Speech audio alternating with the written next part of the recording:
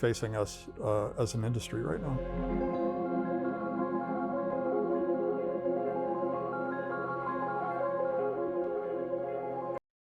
I find it really hard to interpret that any other way. We all know what they're saying here.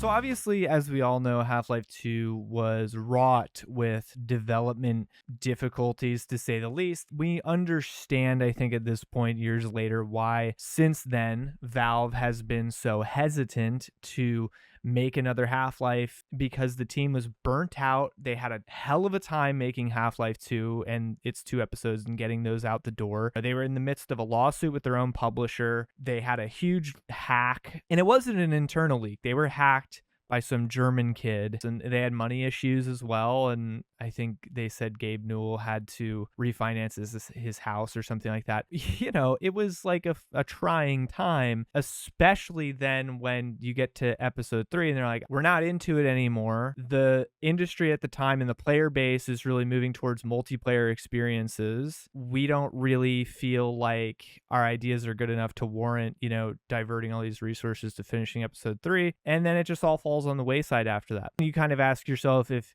you have things like Steam generating money hand over fist, and Dota and Counter-Strike making money off microchange, all this kind of stuff, why would you waste your time bleeding over making another Half-Life game when it was so difficult? Episode 3, which we now know because Mark Laidlaw, who I'm surprised to see in this documentary, he sort of leaked a draft of the episode 3 story. That's all true. We have confirmed in this documentary, finally, all of that is very clearly true. Mark Laidlaw actually did say all that stuff, and that leak was real. That is what episode 3 was going to be like. It was actually even a little farther along than I think anyone knew. What we had was 6 months into development of episode 3 before all of the team was pulled off of episode 3 to go and finish Left 4 Dead 1. There are actual development builds of episode 3 and the tech that they were building, which actually seemed really cool, like the ice gun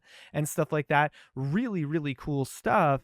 It was a little further along than I think anybody thought. I wish that they would release those sections, maybe, or at least those assets, so people could use them in mods and stuff like that. I think that would be cool, because I know there is a Project Borealis. That team is working on actually making a fan-made sort of recreation of what they think episode 3 was going to be like, based on Mark Laidlaw's leak. There's a lot of interesting tech here, like this blob enemy as well. There's a lot of interesting tech that I think would have been really sick to see.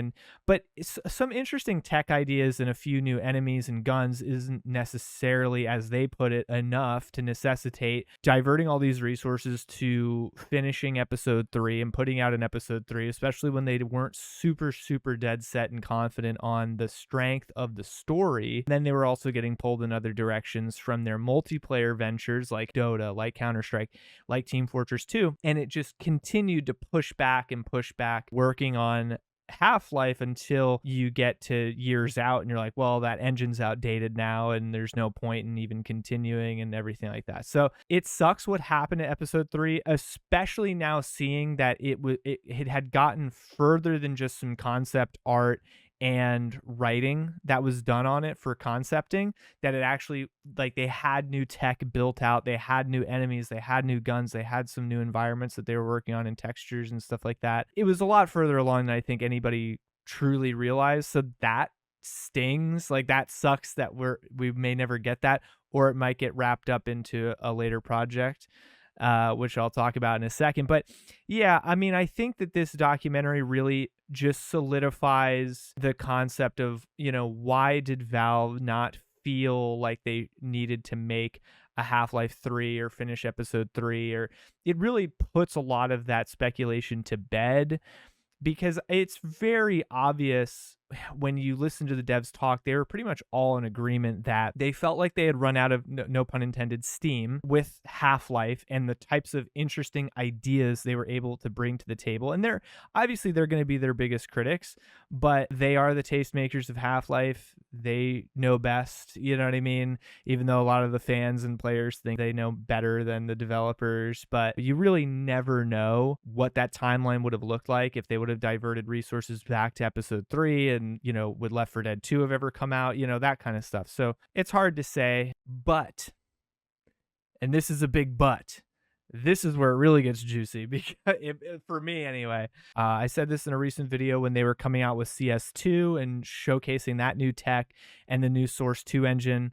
And I said in that video over a year ago, or maybe almost 2 years ago now, that with this new tech, all these years later, a new engine coming out, which is super impressive, VR, AI, all this new kind of stuff, there's a lot of chance and probability that it is going to motivate Valve to want to come and make another Half-Life project, not just Alex, something that maybe isn't, just a VR experience, but Half-Life Alyx, the VR project, showed that they do have gas in the tank for Half-Life ideas. It is still something that they want to do and can do well, because a lot of people herald, Half-Life Alyx is the best VR game that's on the market currently, probably still to this day. Whenever the industry starts to evolve, whenever technology starts to evolve and these new opportunities come, Valve wants to strut their stuff. They want to flex. They want to use the new tech and see what they can do with it and push it to its limits. And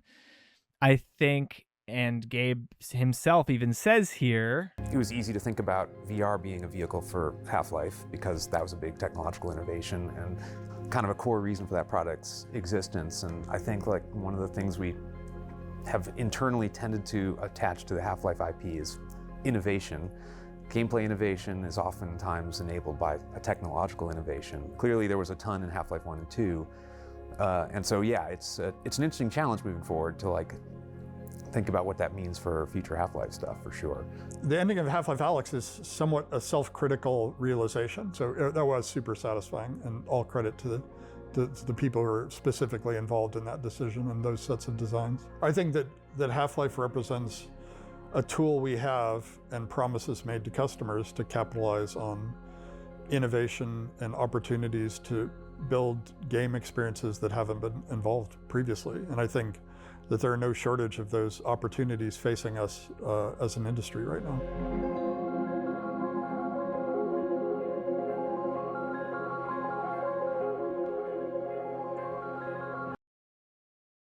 I find it really hard to interpret that any other way. We all know what they're saying here. I think we all know what they're saying here. Half-Life 3, or another episode, or whatever, another Half-Life project, it's coming.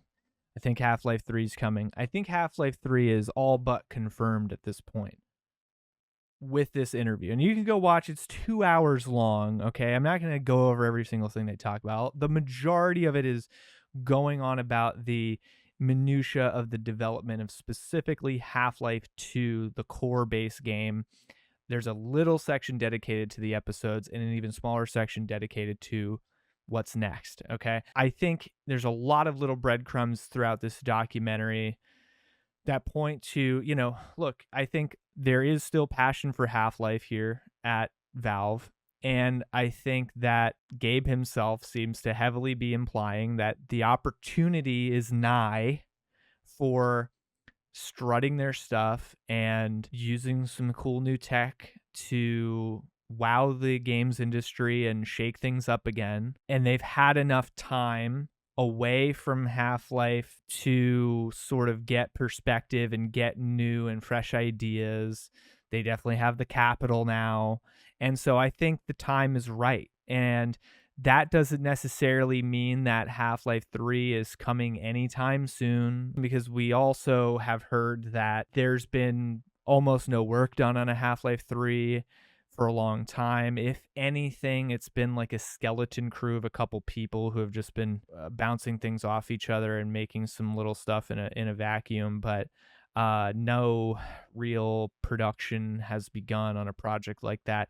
And we can assume that's probably the case because a lot of the speculation that people have had about some of these things and like the Laidlaw leak, it's all proven to be pretty accurate, it seems. So we can assume that a lot of the other stuff we've heard about the development of Half-Life 3 is probably true, which means not a lot has been done on it, which means we're looking at years until another Half-Life project comes out.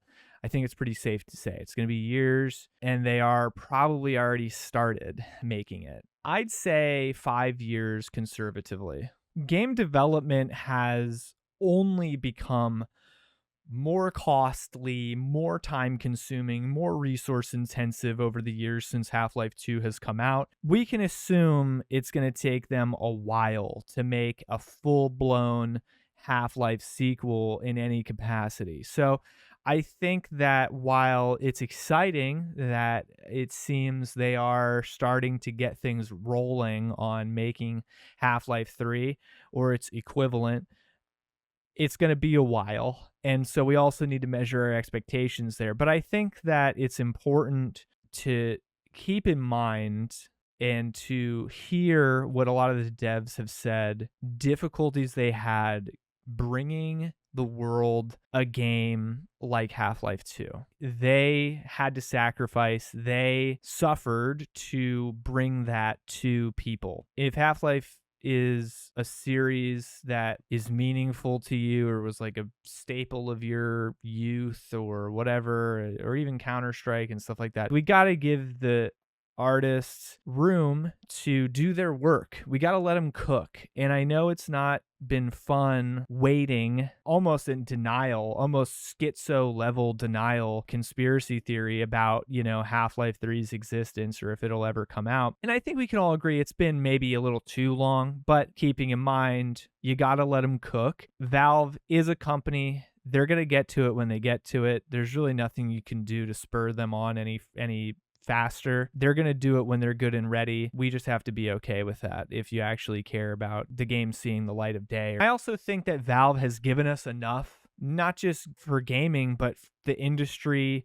and consumers of technology, Steam being this mainstay resource of distribution online of software for developers and consumers alike, alone has brought an incredible amount of value to the industry. And the Steam Deck and Half-Life Alyx, and then there are other games that a lot of people grew up on or has been the majority of their gameplay time online, like Counter-Strike and Team Fortress and Half-Life or even Portal and stuff like that, and Left 4 Dead. Like, they've given us enough, Dota.